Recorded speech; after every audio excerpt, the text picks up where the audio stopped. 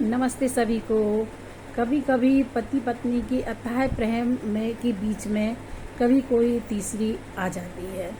उस समय पत्नी के मन की जो भाव हैं वो कुछ अलग ही होते हैं। वही व्यक्त करने के लिए मैं आरती खंताल अपनी एक नई कविता क्या खता थी मेरी लेकर आई हूँ। यदि कविता पसंद आए प्लीज़ लाइक, सब्सक्राइब और कमेंट ज़रूर कीजिए। पतझड़ के मौसम में बहार बनकर आए तुम, देखकर तुम्हें सूरजमुखी से खिल जाते थे हम।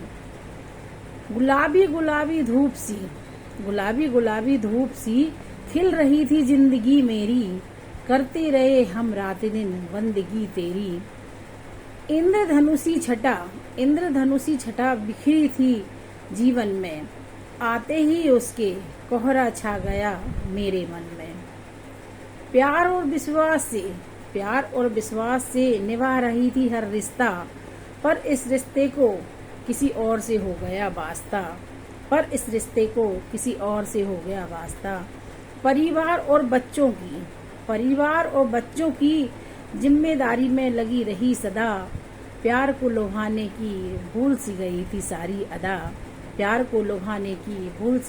सारी अदा। खता न उनकी थी न खता उसकी, खता तो मेरी ही थी नजरों में सबकी। मन में थी बहुत कसमकस, मेरे ही हिस्से में थी सारी रिवाजो रस्म। बच्चों की जिंदगी गलत मोड़ पर ना मुड़ जाए,